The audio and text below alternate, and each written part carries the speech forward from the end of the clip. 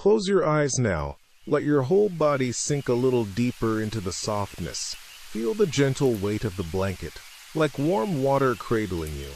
And let my voice become the quietest tide, pulling you slowly, slowly out to sea.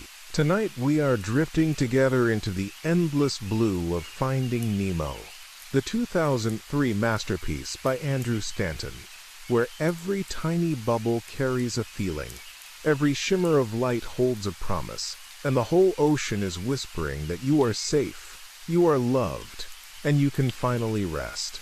Breathe in for 4 soft counts, hold for 4, breathe out for 8. Feel the day melting away like sea foam on sand.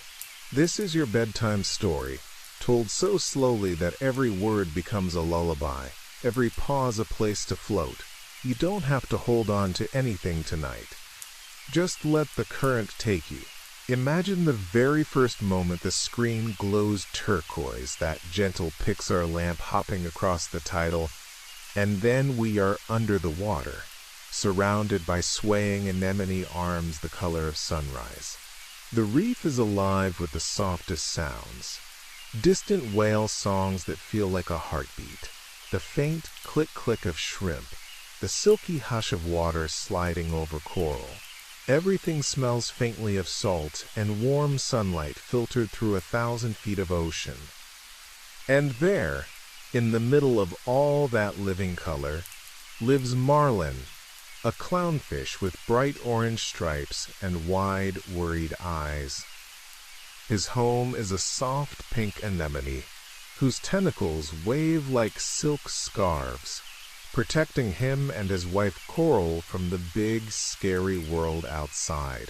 You can almost feel the velvet texture of those tentacles brushing your own skin, so gentle, so safe. Marlin is telling Coral how perfect their new home is, his voice light and teasing, but you can hear the tiny tremble underneath, because Marlin has always been afraid of the drop-off, that dark edge where the reef falls away into nothing. Coral laughs at him, swims in playful circles, her fins catching the light like stained glass. They have 400 tiny eggs nestled in the anemone, glowing like little amber pearls, and Marlin is already practicing being the most careful father in the entire ocean. He names one of the eggs Nemo, just in case, case something happens to the others. Coral smiles and kisses his cheek, and for one perfect moment everything is warm, golden, quiet. You can almost taste the salt-sweet happiness in the water around them. Then the shadow comes. A barracuda, huge, silent, eyes cold as black pearls, glides out of the blue. The music disappears. Marlin's voice cracks as he begs Coral to come back inside the anemone. She looks at the eggs one last time, swims toward them to protect them, and in a single heartbeat everything shatters. The screen flashes white. When the water clears, Marlin is alone, floating in the ruined anemone, crying without sound. Only one egg remains, cracked, but still glowing faintly. Marlin cradles it against his chest, whispering over and over, "I promise I will never let anything happen to you, Nemo." And that promise becomes the frightened heartbeat of the entire story. Did you know that clownfish in real life can actually change from male to female if the female in the pair dies, so the strongest male becomes the new mother to keep the family alive? Nature wrote its own redemption story long before Pixar did. Marlin holds that single cracked egg so gently, rocking it in the soft current, and you can feel how his fear has grown bigger than the ocean itself. He is terrified of everything now, the drop-off, the open water, even the tiniest shadow. But he loves Nemo more than he fears the world, and that tiny spark of love is going to carry them both across thousands of miles. Have you ever felt a moment in your own life where everything changed in one heartbeat, where the world suddenly felt too big and too sharp? Maybe tonight you can let Marlin hold that memory for you, The way he holds little Nemo's egg, so carefully, so tenderly. You don't have to carry it alone right now. Just breathe. Feel the water rocking you the way the reef rocks them, and let the sadness soften into something gentle, something that can heal while you sleep. Years drift by like seaweed in a lazy current. Little Nemo hatches with one fin smaller than the other, his lucky fin, Marlin calls it, though his voice trembles every time he says the word lucky. Nemo grows into a bright, curious clownfish who wants to see everything, touch everything, know everything. Marlin tries to wrap the entire ocean in bubble wrap. On the first day of school, Nemo is bursting with excitement. Marlin is counting dangers. Stingrays, boats, sharks, jellyfish, sea snakes, undertow. You can almost feel Marlin's heart fluttering like a trapped bird. Nemo rolls his eyes the way only kids can and swims off with Mr. Ray and the class toward the edge of the reef. And there it is again, that terrifying drop-off, a wall of blue falling into black. Nemo, full of fire and 8-year-old bravery, dares himself to touch the boat, the butt, sitting far above on the surface. Marlin arrives just in time to see his son swimming straight into the open water. He screams Nemo's name, but it's too late. A diver's mask drops over Nemo's face, a hand scoops him up, and the boat roars away. Marlin chases with every beat of his fins, screaming until his voice breaks, but the boat disappears into the glare of sunlight on water. The ocean suddenly feels endless, cold, merciless. Marlin floats there, alone again, whispering, "I was so afraid this would happen." Can you remember a time when you felt completely powerless? When someone you loved slipped out of reach no matter how hard you swam? It's okay if tears come. Let them fall like soft rain into the sea. Marlin is holding that feeling for both of us tonight. He turns back toward the reef, broken until a flash of blue appears. Dory, cheerful, forgetful, singing "Just Keep Swimming" before she even knows why she's singing it. And in that single moment, the story breathes hope again. Let everything grow heavier now. Your eyelids, your shoulders, your thoughts. Feel the soft sway of the anemone arms around you, the gentle hush of bubbles rising. You are safe here. You are held. The ocean is vast, but love is vaster, and we are only just beginning to drift into the journey. Rest now. The real adventure starts when you're ready to let go completely. The reef feels colder now, as though the water itself is holding its breath. Marlin floats motionless above the empty place where Nemo vanished, the sunlight above him fractured into 1,000 trembling silver coins that refuse to stay still. His stripes look almost gray in his grief. Every tiny particle of sand on the ocean floor seems to whisper the same word: gone, gone, gone. He can still taste the panic in his mouth, metallic, like blood from biting his own fear too hard. Then, out of the shimmering haze, comes a voice singing off-key, bright as a bell made of bubbles. Just keep swimming, just keep swimming, swimming, swimming. A regal blue tang glides into view, huge innocent eyes, a tiny scar on her fin shaped like a question mark. Dory. She smiles the way sunrise smiles, completely unaware that anything is wrong. Marlin tries to explain, voice cracking, that his son has been taken by divers, that he has to find the boat, that he doesn't even know which way is east anymore. Dory tilts her head, repeats, P. Sherman, 42 Wallaby Way, Sydney, the way someone repeats a dream they just woke up from. She can't remember why she knows the address. only that she knows it. Marlin stares at her, hope and disbelief fighting inside his chest like two currents colliding. Have you ever met someone who seemed to arrive exactly when your heart was breaking open? Someone whose very existence felt like the universe saying, "Here, try this." Maybe they forgot things too, maybe they were a little too cheerful, but they stayed. Let that person drift into your mind tonight, soft and warm, the way Dory drifts into Marlin's despair. They start swimming. The moment they leave the reef, the water changes, cooler, deeper, full of strange echoes. Marlin keeps forgetting where they're going, turning in happy circles, asking Marlin his name again and again. Each time she says, "Hi, I'm Dory," it's brand new, like the first time the sun touches the sea in the morning. Marlin's frustration rises and falls like the swell, but every time she forgets, she also forgives, and somehow that forgiveness starts to loosen the knot of terror inside him. They meet 3 sharks in a sunken submarine, shadows with rows of gleaming teeth, and surprisingly polite voices. Bruce, Anchor, and Chum have started a support group. Fish are friends, not food. The air inside the submarine is thick with rust and old seaweed smell. Every creak of metal sounds like a warning.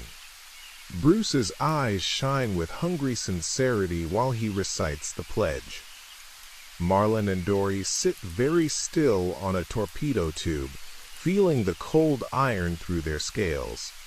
When an old mask falls, clanging, the scent of blood from a tiny scratch on Dory's nose sends Bruce into a frenzy. The chase is pure chaos, teeth flashing, torpedoes rolling, the metallic taste of danger sharp on the tongue. They escape through a porthole so narrow, Marlin feels his sides scrape rust, heart hammering against his ribs like a trapped bird. After the submarine, night falls in the deep. The water turns indigo, then black, and suddenly there are lights, millions of tiny sparkling lights drifting upward like fallen stars. Anglerfish. One huge monster with a glowing lure swims straight toward them, jaws unhinging, rows of needle teeth catching the bioluminescent glow. You can almost feel the cold slime of its skin, smell the ancient rot of the abyss on its breath. Dory reads the address on the diver's mask again and again, the letters glowing faintly in the dark. Marlin grabs the mask they need so desperately, and they rocket away, the anglerfish's lure swinging behind them like a deadly lantern. Somewhere in the terror, Marlin starts to laugh, short, astonished bursts, because Dory is singing "Just Keep Swimming," while a monster the size of a whale tries to eat them. The laughter feels strange in his mouth, like tasting sunlight after years underwater. Have you ever laughed in the middle of being utterly terrified? It's the moment your body remembers you're still alive. Let that small laugh rise in your chest now, soft and warm, and let it carry some of the weight away. Dawn finds them exhausted, drifting above an endless trench. The East Australian current is supposed to be here, but all they see is darkness dropping away forever. Dory, ever fearless, swims straight down to ask directions from a tiny school of silver fish.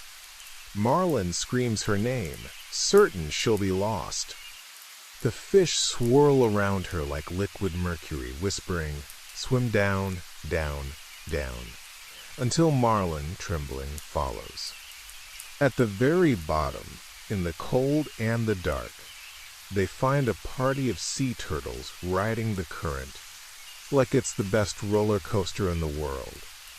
Crush, a 150-year-old surfer dude, with a shell covered in barnacles and wisdom, greets them with the chillest "dude" you've ever heard. The current itself feels like warm silk, strong and gentle at the same time, smelling faintly of faraway tropical flowers carried on the water. Crush's son's squirt pops out of a whirlpool, laughing, and suddenly Marlin is surrounded by baby turtles spinning like tops.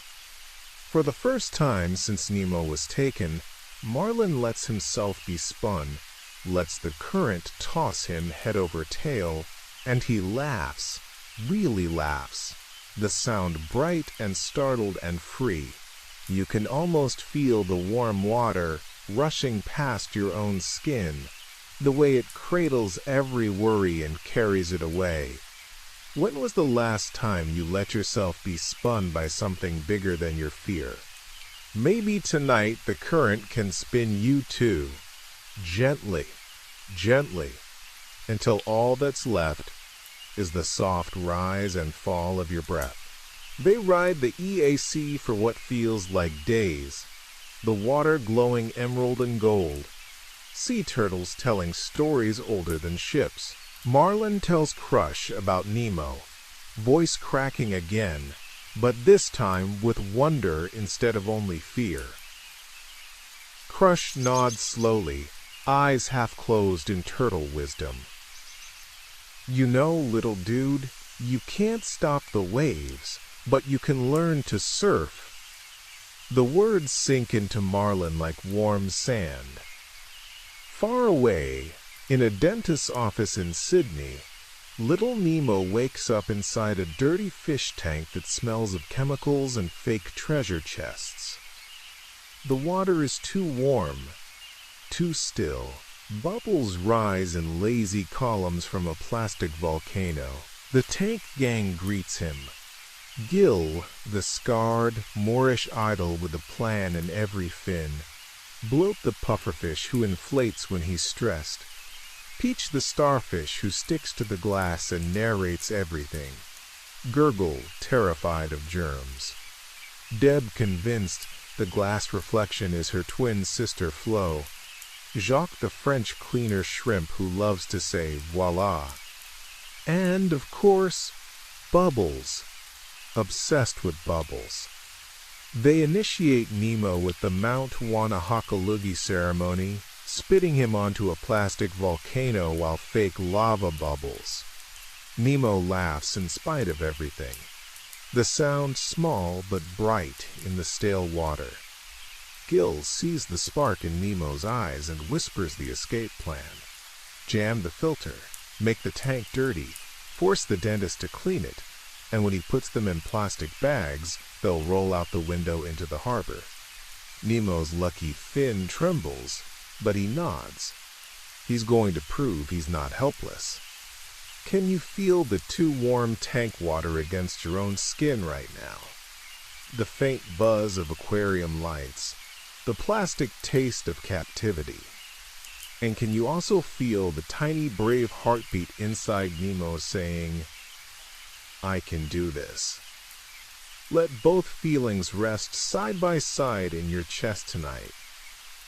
One does not cancel the other. You can be afraid and brave at exactly the same time. Back in the open ocean, word of Marlin's journey is traveling faster than the current itself. Nigel the pelican hears it from the turtles and flies straight to the tank window to tell Nemo his dad is coming. Nemo's eyes shine like moonlight on water. For the first time since the diver's hand closed around him, he feels the reef calling him home. The water around you now is growing softer, darker, warmer.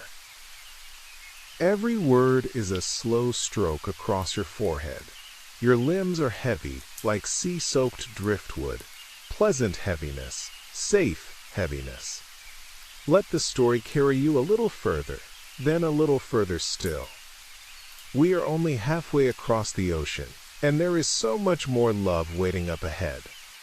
The East Australian current finally releases Marlin and Dory like a long, warm sigh. They spin out into the quiet blue, dizzy and laughing, salt water still streaming off their fins like tears of joy. For one suspended moment, Marlin feels weightless, the way you feel when someone lifts a burden you didn't even know you were carrying. The ocean here is a deeper, clearer blue, almost purple at the edges, and the sunlight comes down in long, golden cathedral beams, full of drifting plankton that sparkle like slow-motion snow. The water smells clean, almost sweet, like the first breath after rain. Then Dory sees the jellyfish, an entire forest of them, pink and lavender bells pulsing gently, trailing lace curtains of tentacles that glow with soft bioluminescent veins. They look like hundreds of upside-down parachutes made of moonlight.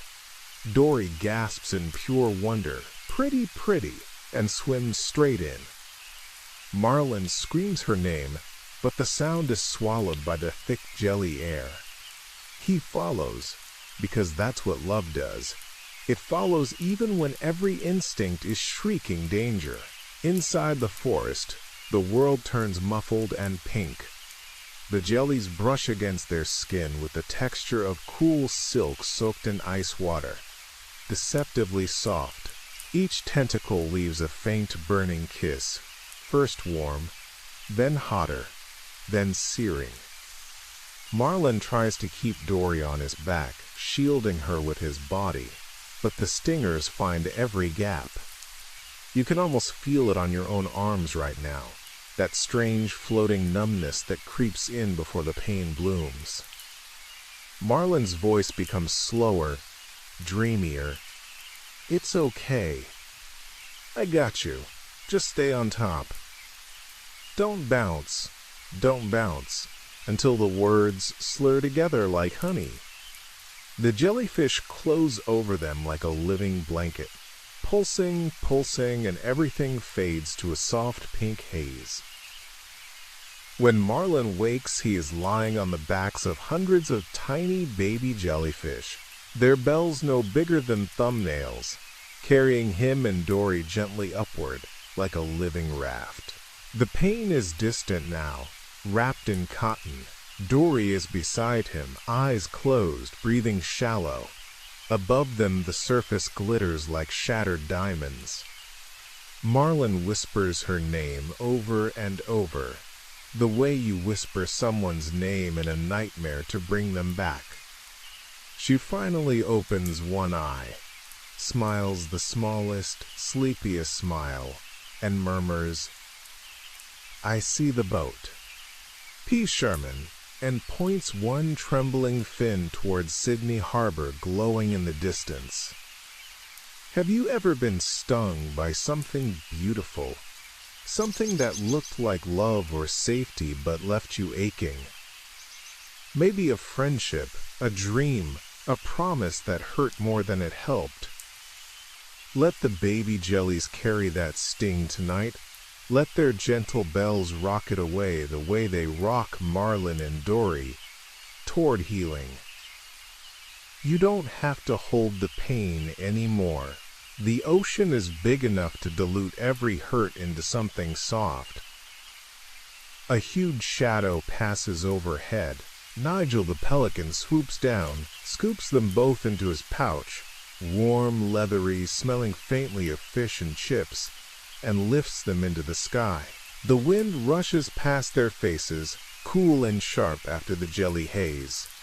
Below them Sydney sparkles like scattered jewels, and Marlin can see the dentist's office window glinting. His heart leaps so hard it hurts. Inside the tank the plan has gone wrong.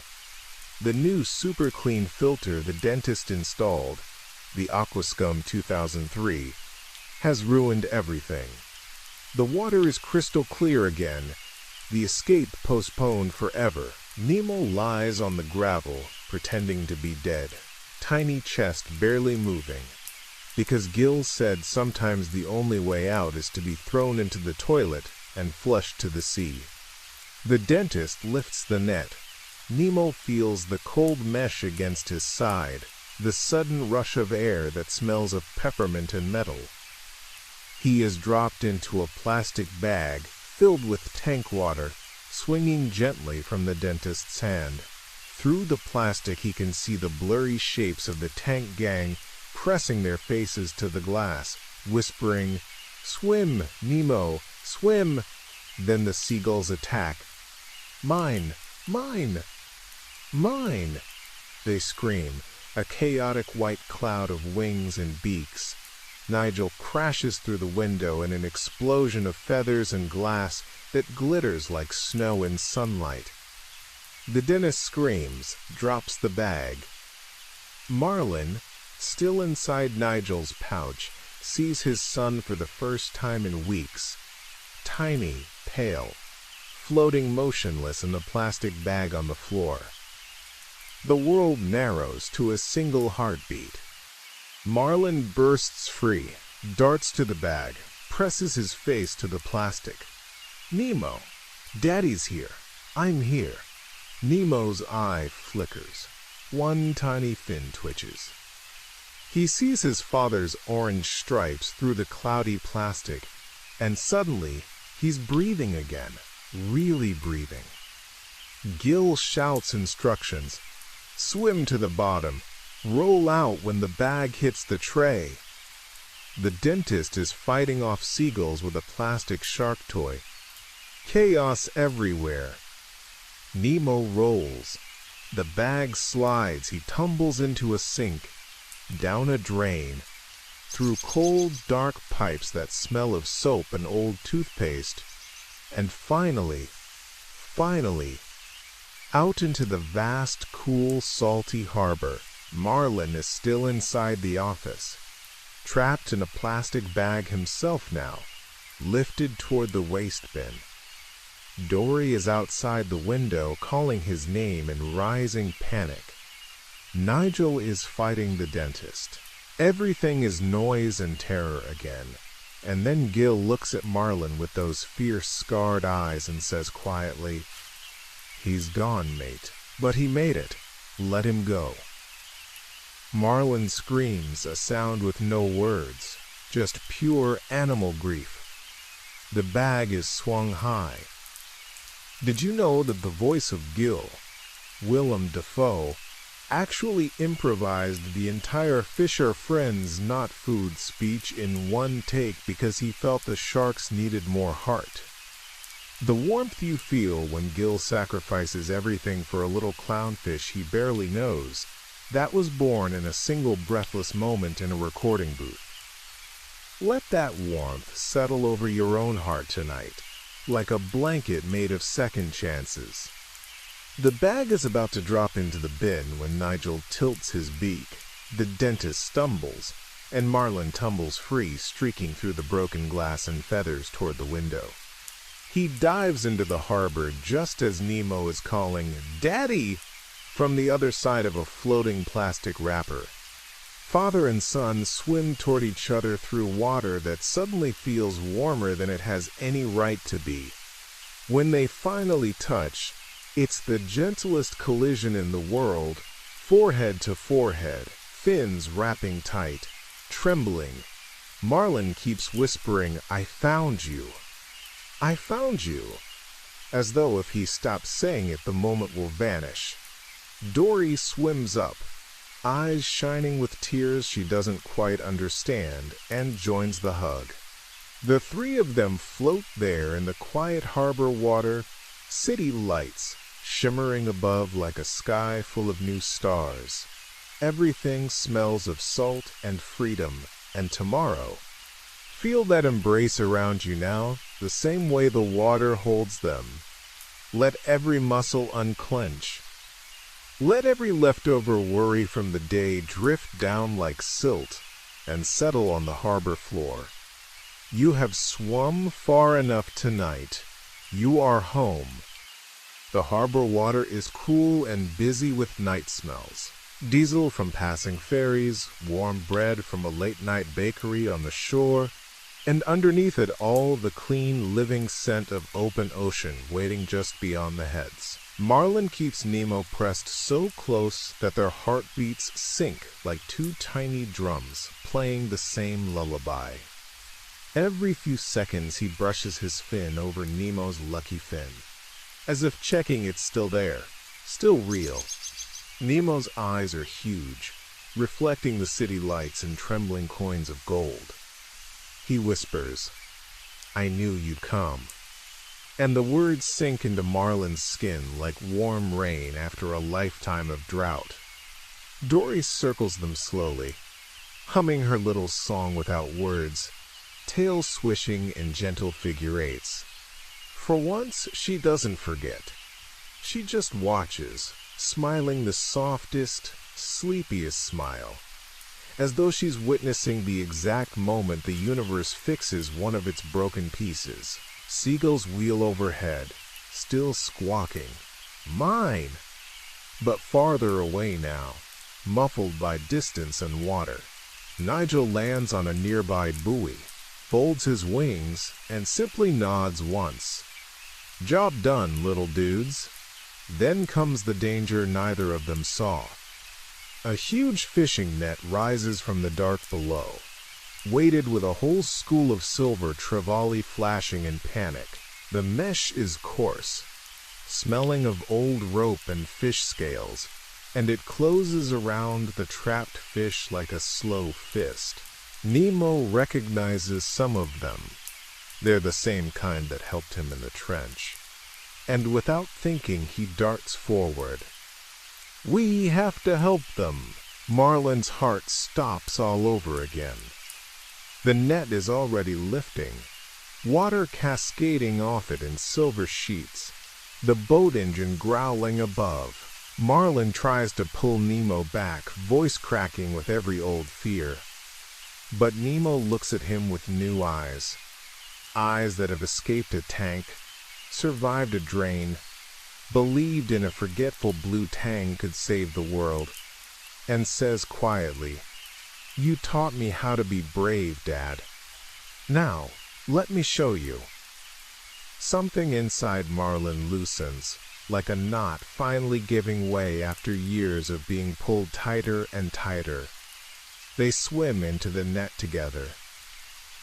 The ropes are rough against their sides, gritty with barnacles. Hundreds of frightened fish press close, scales cool and slippery. Nemo remembers Gill's instructions. Tell them to swim down, all together, all at once.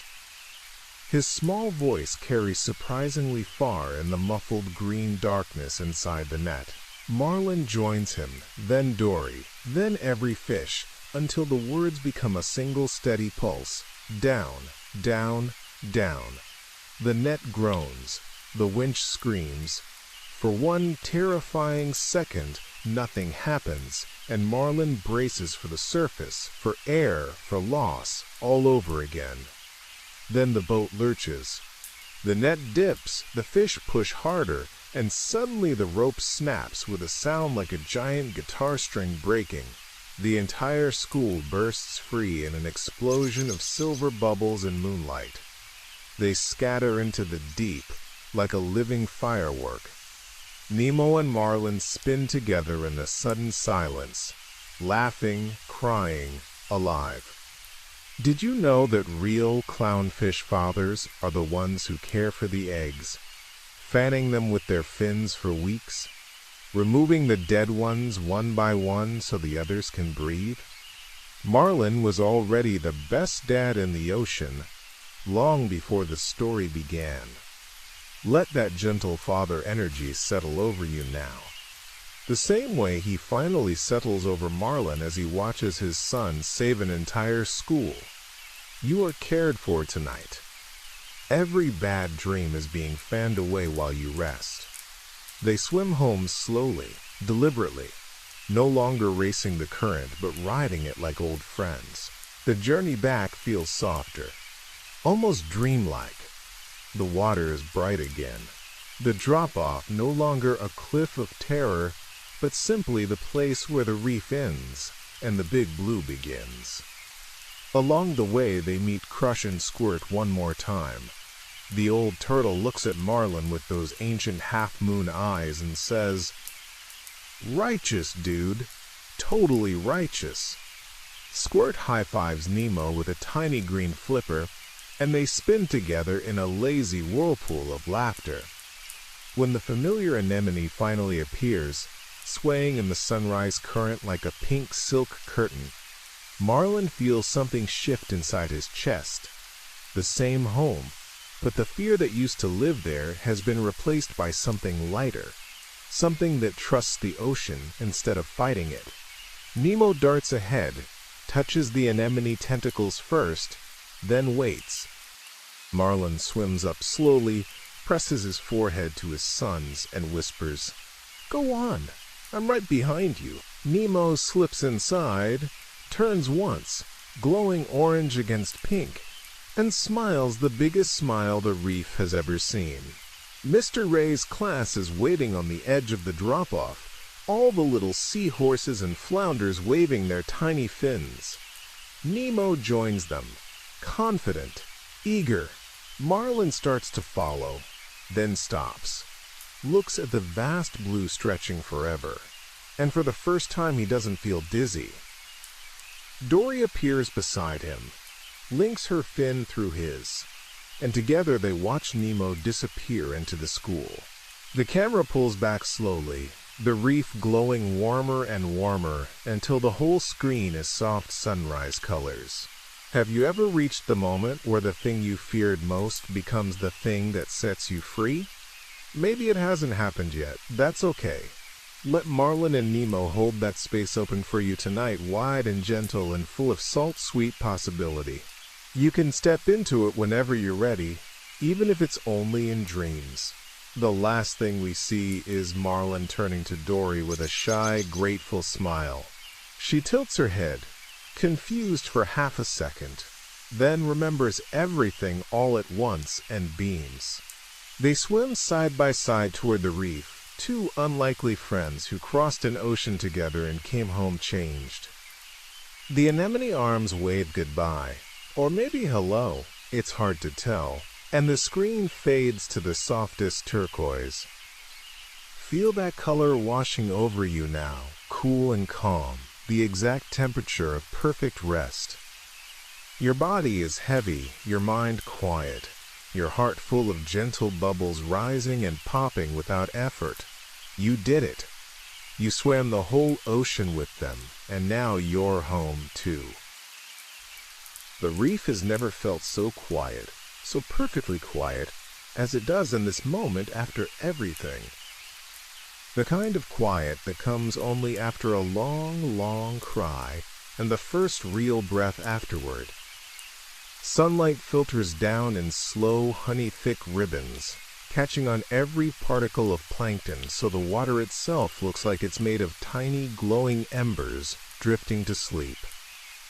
All the colors are softer now, the corals a gentle rose and peach, the anemone arms swaying in the same rhythm as your own slowing heartbeat. Even the distant whale song has turned into a low, comforting hum, almost like a lullaby someone is singing far, far away just for you. Marlin floats just outside the anemone, watching Nemo settle into the silky pink tentacles the way you settle into the softest pillow after the longest day. Nemo's small body curls, his lucky fin tucked gently beneath him, and his breathing is already deep and even. Marlin reaches out with one fin, brushes the very edge of his son's cheek, the lightest touch, barely more than a thought, and whispers so quietly that only the water hears. "Good night, little one. I'm right here. I'll always be right here." The promise feels different now, no longer a chain forged from fear, but a circle of light, warm and unbreakable. Dory drifts up beside him, eyes half closed, tail barely moving. She doesn't speak. She just rests her head against Marlin's shoulder the way a child leans into a parent on a long car ride home. After a moment she murmurs, voice thick with sleep, "I remembered something today." Marlin turns, surprised. "I remembered that I like being me, even when I forget." Marlin's eyes glisten, and he presses his cheek to the top of her head. Me too, Dory. Me too. Have you ever had a day, or a month, or a whole year, where you finally remembered that you like being you? Maybe the memory is still hiding, but it's there, waiting under the sand like a tiny pearl. Let the reef keep it warm for you tonight. You don't have to search. It will rise when it's ready, gentle and shining. Somewhere above, Nigel circles once, a dark, graceful silhouette against the moonlit surface, then banks toward the harbor lights with a quiet, "Cheers, mates." The tank gang, now truly free, have found a quiet corner of the harbor reef. Gil's scars catch the moonlight like silver threads as he watches the little ones play. Bubbles is surrounded by real bubbles rising from a volcanic vent, and has never been happier. Peach is stuck to a smooth rock, dreaming starfish dreams. Even Darla's old fish have been released by a guilty dentist, and they swim in slow, grateful circles, tasting real salt for the first time. Did you know that after the movie came out in 2003, sales of clownfish skyrocketed, but so did awareness campaigns? Thousands of kids and parents learned that wild fish belong in the ocean, not in tanks. Sometimes a children's story can change the world one tiny heart at a time. Let that gentle ripple move through you now. The knowledge that love, even the love inside a cartoon, can make things better long after the credits roll. Back home, Mr. Ray sings the morning roll call, but softer than usual, as if he understands everyone is still half asleep in the afterglow of miracles. Nemo, here. The single word is bright with pride and safety. Marlin lets himself drift a little farther from the anemone than he ever has before. Not far, just far enough to feel the open water kiss his fins, cool and kind. He looks out at the drop-off. No longer a cliff but a doorway, and for the first time the vast blue feels like a promise instead of a threat. You can feel it too, can't you? That same doorway opening inside your chest. All the places you were afraid to swim are still there, still deep, still unknown, but they no longer own you. You have crossed an ocean tonight. You have faced sharks and jellyfish and the darkest parts of love, and you are still here, breathing slow, held by water that will never let you fall. Let every muscle go now. Let your shoulders sink, your jaw unclench, your thoughts drift like seaweed in the gentlest tide. There is nothing left to hold on to, nothing left to fix or finish. The story has done its work. It has carried every worry out to sea and dissolved it in salt and moonlight. All that remains is the soft rise and fall of your breath, the faint taste of the ocean on your tongue, the warmth of a father's promise and a friend's forgetful, perfect love. One last tiny trivia before we let the dark take us completely. The very last sound you hear in Finding Nemo, after the credits, after even the Pixar logo, is a soft, distant, "Just keep swimming," whispered by Dory. The filmmakers left it there on purpose, a secret goodnight from the ocean itself. And now, it's for you. Just keep breathing. Just keep breathing. Slow, slow. The reef is dimming to the deepest, softest blue. The anemone arms wave once, twice, then still. Nemo dreams inside pink silk. Marlin dreams beside him. Dory dreams of tomorrow, and forgets it, and dreams it again, perfectly happy either way. And you are exactly where you are meant to be. Good night, little swimmer. The ocean will rock you all the way to morning. The darkness that comes now is not empty. It is the gentlest, deepest blue you have ever known, the color of sleep itself. It wraps around you the way the night ocean wraps around the reef. After all the little fish have curled into their crevices, and even the nocturnal creatures have decided the day has been long enough. There is no more story to chase, no more danger to outswim, only the slow, endless rocking that has cradled every living thing since the very first tide. Feel it now, that rocking as steady as a mother's heartbeat heard from inside the womb. In and out, in and out. Each breath is a wave sliding up a midnight shore and slipping away again, taking with it one more grain of tension, one more leftover thought, one more echo of the day. The water is warm here, almost body temperature, so you can no longer tell where you end and the ocean begins. You are simply held, weightless, buoyant, safe, somewhere far above. The moon paints a silver path across the surface. But down here everything glows from within, tiny plankton drifting like slow fireflies, the faint heartbeat glow of anemone arms relaxing into sleep, the soft pulse of coral breathing through the night. You can taste the salt on your lips, gentle, familiar, the taste of tears that have already dried into something healing. The only sounds are the ones the sea makes when it is content, a low, endless hush, the occasional click of a sleepy shrimp, the almost imperceptible creak of the reef settling the way old houses settle when everyone inside is finally asleep. Marlin's voice, so quiet it is barely more than a vibration in the water, drifts past one last time. I'm still here, Nemo always. And Nemo answers without waking, a tiny sleepy sigh that means, I know, Dad, I love you too. Their two heartbeats settle into the exact same rhythm, slow, slower, slowest, until they feel like one heartbeat shared between father, son, friend, and every single soul listening tonight. Dory hums once, just 3 notes of her little song, then forgets the rest and smiles in her sleep. That half-remembered melody lingers in the water like a lullaby that refuses to end, circling, circling, circling you gently toward the deepest rest. Did you know that real clownfish fathers sing to their eggs at night, soft vibration songs that help the babies grow strong?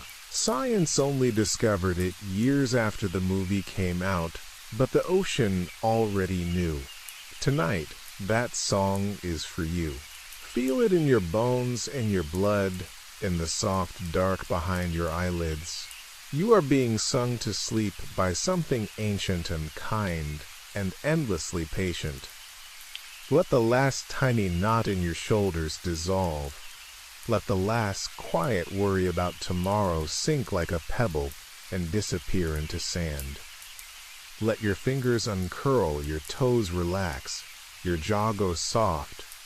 There is nothing left to do, nothing left to prove, nothing left to fear.